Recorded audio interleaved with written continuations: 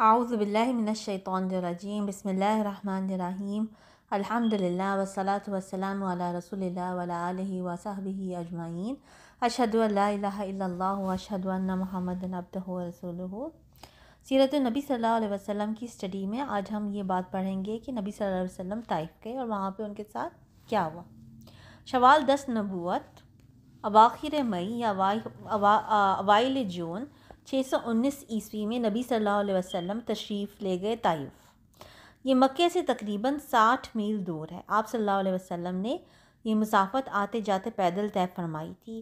آپ صلی اللہ علیہ وسلم کے ہمراہ آپ صلی اللہ علیہ وسلم کے آزاد کردہ غلام حضرت زید بن حارثہ تھے۔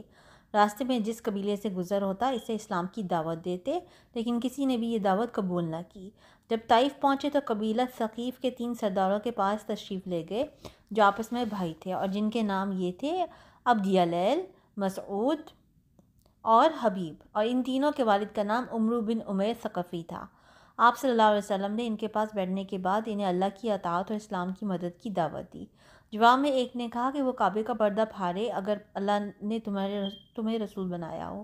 دوسرے نے کہا کہ اللہ کو تمہارے علاوہ کوئی اور نہ ملا۔ تیسرے نے کہا میں تم سے ہرگز بات نہ کروں گا، اگر تم واقعی پیغمبر ہو تو تمہاری بات رد کرنا میرے لیے انتہائی خطرناک ہے، اور اگر تم نے اللہ پر جھوٹ گھر رکھا ہے تو پھر مجھے تم سے بات کرنی ہی نہیں چاہیے۔ یہ جواب سن کر آپ صلی اللہ علیہ وسلم وہاں سے اٹھ کھڑے ہوئے اور صرف اتنا فرمایا تم لوگوں نے جو کچھ کیا بہرحال اسے پر سے پردہ ہی رکھنا۔ رسول اللہ صلی اللہ علیہ وسلم نے طائف میں 10 دن قیام فرمایا۔ اس دوران آپ صلی اللہ علیہ وسلم ان کی ایک سردار کے پاس تشریف لے گئے اور ہر ایک سے گفتگو کی، لیکن سب کا ایک ہی جواب تھا کہ تم ہمارے شہر سے نکل جاؤ، بلکہ انہوں نے اپنے اوباشوں کو شہ دے دی۔ چنانچہ جب آپ صلی اللہ علیہ وسلم نے واپسی کا قصد فرمایا تو یہ اوباش گالیاں دیتے، تالیاں پیٹتے اور شور مچاتے آپ صلی اللہ علیہ وسلم کے پیچھے لگ گئے، اور دیکھتے دیکھتے اتنی بھیڑ جمع ہو گئی کہ آپ صلی اللہ علیہ وسلم کے راستے کی دونوں جانب لائن لگ گئی۔ پھر گالیوں اور بدزبانیوں کے ساتھ ساتھ پتھر بھی چلنے لگے، جس سے آپ صلی اللہ علیہ وسلم کی ایڑی پر اتنے زخم آئے کہ دونوں جوتے خون میں تربتر ہو گئے۔ ادھر حضرت زید رضی اللہ عنہ ڈھال بن کر چلتے ہوئے پتھروں کو روک رہے تھے، جس سے ان کے سر میں کئی جگہ چوٹ آئی۔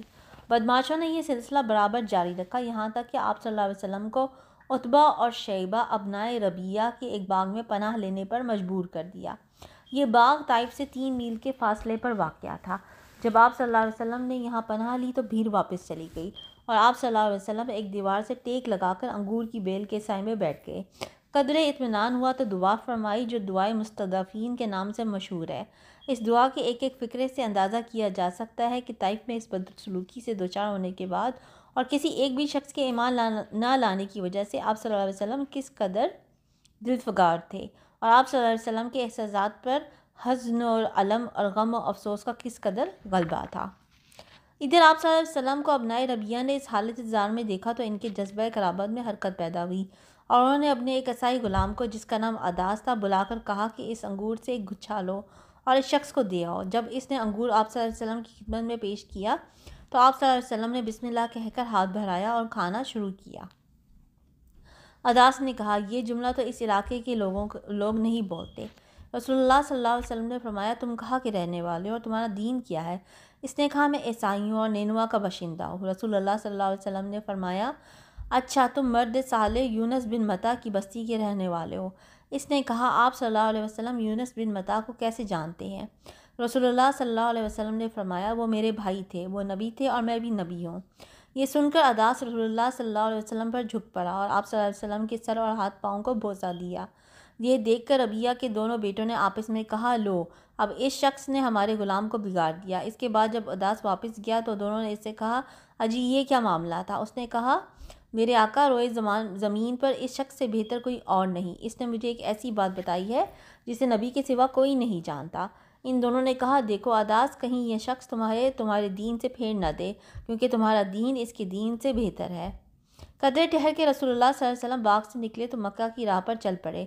غم و علم کی شدت سے طبیعت نڈھال اور دل پاش پاش تھا۔ کرنے منزل پہنچے تو اللہ تعالیٰ کے حکم سے حضرت جبرائیل علیہ السلام تشریف لائے۔ ان کے ساتھ پہاڑوں کا فرشتہ بھی تھا۔ وہ آپ صلی اللہ علیہ وسلم سے یہ گزارش کرنے آیا تھا کہ آپ صلی اللہ علیہ وسلم حکم دیں تو اس قوم کو 2 پہاڑوں کے درمیان پیس ڈالیں۔ اس واقعے کی تفصیل صحیح بخاری میں حضرت عائشہ رضی اللہ عنہا سے مروی ہے۔ ان کا بیان ہے کہ انہوں نے ایک روز رسول اللہ صلی اللہ علیہ وسلم سے دریافت کیا کہ کیا آپ صلی اللہ علیہ وسلم پر کوئی ایسا دن بھی آیا جو احد کے دن سے زیادہ سنگین رہا ہو؟ آپ صلی اللہ علیہ وسلم نے فرمایا ہاں، تمہاری قوم سے مجھے جن جن مصائب کا سامنا کرنا پڑا ان میں سب سے سنگین مصیبت وہ تھی جس میں ایک گھاٹی کے دن دو چار ہوا، جب میں نے اپنے آپ کو عبد یالیل بن عبد کلال کے صاحبزادے پر پیش کیا، مگر اس نے میری بات منظور نہ کی تو میں غم و علم سے نڈھال اپنے رخ چل پڑا اور مجھے کرنے ثعلب پہنچ کر ہی افاقہ ہوا۔ وہاں میں نے سر اٹھایا تو کیا دیکھتا ہوں کہ بادل کا ایک ٹکڑا مجھ پر سایہ فگن ہے۔ میں نے بغور دیکھا تو اس میں حضرت جبرائیل علیہ السلام تھے۔ انہوں نے مجھے پکار کر کہا، آپ صلی اللہ علیہ وسلم کی قوم نے آپ صلی اللہ علیہ وسلم سے جو بات کہی اللہ نے اسے سن لیا، اب اس نے آپ صلی اللہ علیہ وسلم کے پاس پہاڑوں کا فرشتہ بھیجا ہے تاکہ آپ صلی اللہ علیہ وسلم ان کے بارے میں اسے جو حکم چاہیں دیں۔ اس کے بعد پہاڑوں کے فرشتے نے مجھے آواز دی اور سلام کرنے کے بعد کہا، اے محمد صلی اللہ علیہ وسلم، بات یہی ہے، اب آپ صلی اللہ علیہ وسلم جو چاہیں، اگر چاہیں کہ میں ان دو پہاڑوں کے درمیان کچل دوں تو ایسا ہی ہوگا۔ نبی صلی اللہ علیہ وسلم نے فرمایا، نہیں، بلکہ مجھے امید ہے کہ اللہ عز و جل ان کی پشت سے ایسی نسل پیدا کرے گا جو صرف ایک اللہ کی عبادت کرے گی اور اس کے ساتھ کسی چیز کو شریک نہ ٹھہرائے گی۔ اور نبی صلی اللہ علیہ وسلم کی بات درست ہوئی۔ رسول اللہ صلی اللہ علیہ وسلم کے اس جواب میں آپ صلی اللہ علیہ وسلم کی یگانہ روزگار شخصیت اور ناقابل ادراک گہرائی رکھنے والے اخلاق عظیمہ کے جلوے دیکھے جا سکتے ہیں۔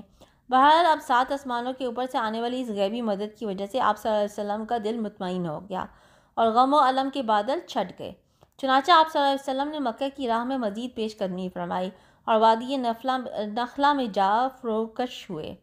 یہاں 2 جگہ قیام کے لائق ہے، ایک السیل الکبیر اور دوسرا زیمہ، کیونکہ دونوں ہی جگہ پانی اور شادابی موجود ہے، لیکن کسی ماخذ سے یہ پتہ نہیں چل سکا کہ آپ صلی اللہ علیہ وسلم نے ان میں سے کسی جگہ قیام فرمایا ہو۔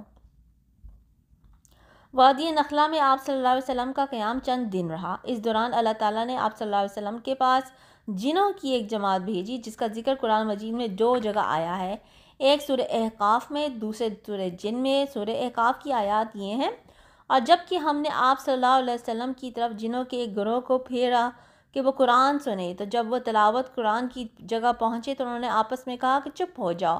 پھر جب اس کی تلاوت پوری کی جا چکی تو وہ اپنی قوم کی طرف عذاب الہی سے ڈرانے والے بن کر پلٹے۔ انہوں نے کہا، اے ہماری قوم، ہم نے ایک کتاب سنی ہے جو موسیٰ علیہ السلام کے بعد نازل کی گئی ہے، اپنے سے پہلے کی تصدیق کرنے والی ہے، حق اور راہ راست کی طرف رہنمائی کرتی ہے۔ اے ہماری قوم، اللہ کے داعی کی بات مان لو اور اس پر ایمان لے آؤ، اللہ تمہارے گناہ بخش دے گا اور تمہیں دردناک عذاب سے بچائے گا۔ سورہ جن کی آیات یہ ہیں، آپ کہہ دیں میری طرف یہ وحی کی گئی ہے کہ جنوں کی ایک جماعت نے قرآن سنا اور باہم کہا کہ ہم نے ایک عجیب قرآن سنا ہے جو راہ راست کی طرف رہنمائی کرتا ہے، ہم اس پر ایمان لائے ہیں اور ہم اپنے رب کے ساتھ کسی کو ہرگز شریک نہیں کر سکتے۔ یہ آیات جو اس واقعے کے بیان کے سلسلے میں نازل ہوئی، ان کے سیاق و سباق سے معلوم ہوتا ہے کہ نبی صلی اللہ علیہ وسلم کو ابتداءً جنوں کی اس جماعت کی آمد کا علم نہ ہو سکا تھا، بلکہ جب ان آیات کے ذریعے اللہ تعالیٰ کی طرف سے آپ صلی اللہ علیہ وسلم کو اطلاع دی گئی تب آپ صلی اللہ علیہ وسلم واقف ہو سکے۔ یہ بھی معلوم ہوتا ہے کہ جنوں کی یہ آمد پہلی بار ہوئی تھی، اور احادیث سے پتہ چلتا ہے کہ اس کے بعد ان کی آمد و رفت ہوتی رہی۔ جنوں کی آمد اور قبول اسلام کا واقعہ در حقیقت اللہ تعالیٰ کی جانب سے دوسری مدد تھی جو اس نے اپنے غیب مکنون کے خزانے سے اپنے اس لشکر کے ذریعے فرمائی تھی جس کا علم اللہ کے سوا کسی کو نہیں۔ پھر اس واقعے کے تعلق سے جو آیات نازل ہوئی ان کے بیچ میں نبی صلی اللہ علیہ وسلم کی دعوت کی کامیابی کی بشارتیں بھی ہیں اور اس بات کی وضاحت بھی کہ کائنات کی کوئی بھی طاقت اس دعوت کی کامیابی کی راہ میں حائل نہیں ہو سکتی۔ چنانچہ ارشاد ہے، جو اللہ کے داعی کی دعوت قبول نہ کرے وہ زمین میں اللہ کو بے بس نہیں کر سکتا اور اللہ کے سوا اس کا کوئی کارساز ہے بھی نہیں، اور ایسے لوگ کھلی ہوئی گمراہی میں ہیں۔ ہماری سمجھ میں آ گیا کہ ہم اللہ کو زمین میں بے بس نہیں کر سکتے اور نہ ہم بھاگ کر اسے پکڑنے سے عاجز کر سکتے ہیں۔ سورہ نمبر 12 میں یہ آیت ہے۔ اس نصرت اور ان بشارتوں کے سامنے غم و علم اور حزن و مایوسی کے وہ سارے بادل چھٹ گئے جو طائف سے نکلتے وقت گالیاں اور تالیاں سننے اور پتھر کھانے کی وجہ سے آپ صلی اللہ علیہ وسلم پر چھائے تھے۔ آپ صلی اللہ علیہ وسلم نے عزم مصمم فرما لیا کہ اب مکہ پلٹنا ہے اور نئے سرے سے دعوت اسلام اور تبلیغ رسالت کے کام میں چستی اور گرمجوشی کے ساتھ لگ جانا ہے۔ یہی موقع تھا جب حضرت زید بن حارثہ نے آپ صلی اللہ علیہ وسلم سے عرض کی کہ آپ صلی اللہ علیہ وسلم مکہ کیسے جائیں گے جبکہ وہاں کے باشندوں یعنی قریش نے آپ صلی اللہ علیہ وسلم کو نکال دیا ہے۔ اور جواب میں آپ صلی اللہ علیہ وسلم نے فرمایا اے زید تم جو حالت دیکھ رہے ہو اللہ تعالیٰ اس سے کشادگی اور نجات کی کوئی راہ ضرور بنائے گا۔ اللہ یقیناً اپنے دین کی مدد کرے گا اور اپنے نبی کو غالب فرمائے گا۔ آخر رسول اللہ صلی اللہ علیہ وسلم وہاں سے روانہ ہوئے اور مکہ کے قریب پہنچ کر کوہ ہرا کے دامن میں ٹھہر گئے۔ پھر خزاعہ کے آدمی کے ذریعے اخنس بن شریک کو یہ پیغام بھیجا کہ آپ صلی اللہ علیہ وسلم کو پناہ دے دے، مگر اخنس نے یہ کہہ کر معذرت کر لی کہ میں حلیف ہوں اور حلیف پناہ دینے کا اختیار نہیں رکھتا۔ اس کے بعد آپ صلی اللہ علیہ وسلم نے سہیل بن عمرو کے پاس ہی پیغام بھیجا، مگر اس نے بھی یہ کہہ کر معذرت کر لی کہ بنی عامر کی دی ہوئی پناہ بنو کعب پر لاگو نہیں ہوتی۔ اس کے بعد آپ صلی اللہ علیہ وسلم نے مطعم بن عدی کے پاس پیغام بھیجا۔ مطعم نے کہا ہاں، اور پھر ہتھیار پہن کر اپنے بیٹوں اور قوم کے لوگوں کو بلایا اور کہا تم لوگ ہتھیار باندھ کر خانہ کعبہ کے گوشوں پر جمع ہو جاؤ کیونکہ میں نے محمد صلی اللہ علیہ وسلم کو پناہ دے دی ہے۔ اس کے بعد مطعم نے رسول اللہ صلی اللہ علیہ وسلم کے پاس پیغام بھیجا کہ مکہ کے اندر آ جائیں۔ آپ صلی اللہ علیہ وسلم پیغام پانے کے بعد حضرت زید بن حارثہ کو ہمراہ لے کر مکہ تشریف لائے اور مسجد حرام میں داخل ہو گئے۔ اس کے بعد مطعم بن عدی نے اپنی سواری پر کھڑے ہو کر اعلان کیا کہ قریش کے لوگوں، میں نے محمد صلی اللہ علیہ وسلم کو پناہ دے دی ہے، اب اسے کوئی نہ چھیڑے۔ ادھر رسول اللہ صلی اللہ علیہ وسلم سیدھے حجر اسود کے پاس پہنچے، اسے چوما، پھر 2 رکعت نماز پڑھی اور اپنے گھر کو پلٹ آئے۔ اس دوران مطعم بن عدی اور ان کے لڑکوں نے ہتھیار بند ہو کر آپ صلی اللہ علیہ وسلم کے ارد گرد حلقہ باندھے رکھا تاکہ آپ صلی اللہ علیہ وسلم اپنے مکان کے اندر تشریف لے جائیں، اور یہاں تک کہ آپ صلی اللہ علیہ وسلم اپنے مکان کے اندر تشریف لے گئے۔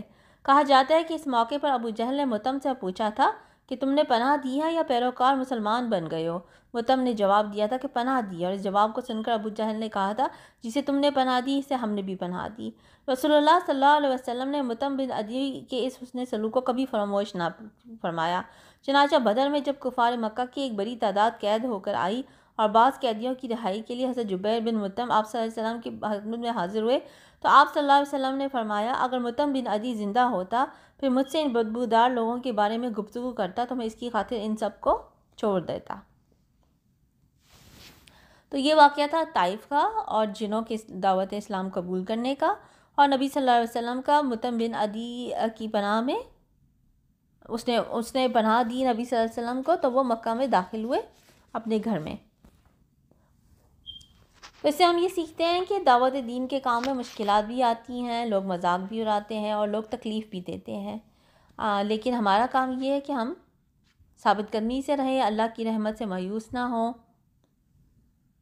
کیونکہ اللہ تعالیٰ جو ہے جو بھی حق پہ ہوتا ہے، جو بھی سچ پہ ہوتا ہے، جو بھی اللہ کا کام کر رہا ہے، اللہ کا دین جو ہے لوگوں تک پہنچا رہا ہے، اللہ اس کا ساتھ ضرور دیتا ہے اور اس کی حفاظت ضرور کرتا ہے۔ اگر ایسا نہیں ہوتا تو یقیناً اس بندے میں ہی کوئی خامی ہوتی ہے، اس انسان میں ہی کوئی خامی ہوتی ہے جس کو جو ہے وہ اللہ کی رحمت نہیں ملتی۔ ٹھیک ہے، تو یہ ہے کہ جو بھی داعیان دین ہیں ہم سب اپنے اخلاق پہ غور کریں، اپنے طریقہ کار پہ غور کریں، اپنے دن رات کے اعمال پہ غور کریں، اور اگر کوئی کمی ہے تو اس کمی کو پورے کریں۔ سبحانک اللہم و بحمدک، اشہد ان لا الہ الا انت، استغفرک و اتوب الیک۔